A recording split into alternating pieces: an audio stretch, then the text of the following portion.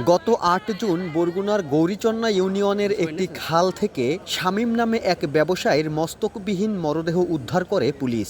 ঘটনার পর ৮ দিন পার হলেও উদ্ধার হয়নি দেহাংশ।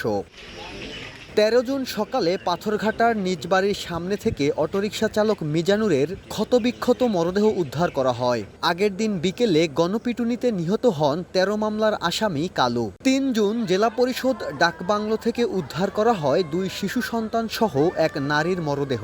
জেলায় গত ২১ দিনে উদ্ধার করা হয় ১৬ জনের মরদেহ, যার মধ্যে ১৩ জুন উদ্ধার করা হয় ৫টি মরদেহ।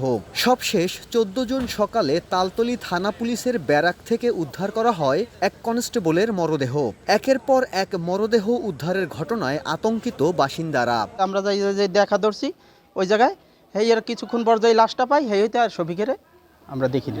এই দুদুরে গুড়গাড়ার উপরিতে যে এইরকম কাজ করছে আইনও জানি এর বিচার করে, আমরা এই বিচার চাই। আইন শৃঙ্খলা বাহিনী এই আসামিদেরকে গ্রেপ্তার করে আইনের আওতায় নিয়ে আসুক। সুস্থ একটা তদন্ত কইরা তার বিচার খুব শিগগিরই এটার একটা ফলাফল যেন আমরা পাই।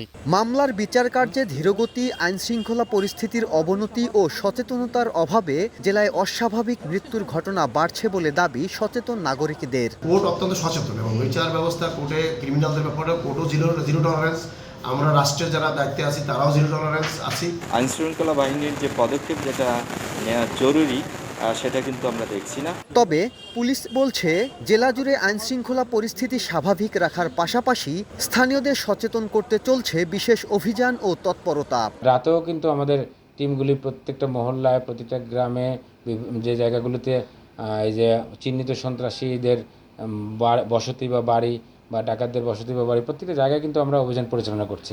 ১৬ মরদেহ উদ্ধারের ঘটনায় ৩টি হত্যা ও 10টি অপমৃত্যুর মামলা হয়েছে। সাইফুল মিরাজ, সময় সংবাদ, বরগুনা।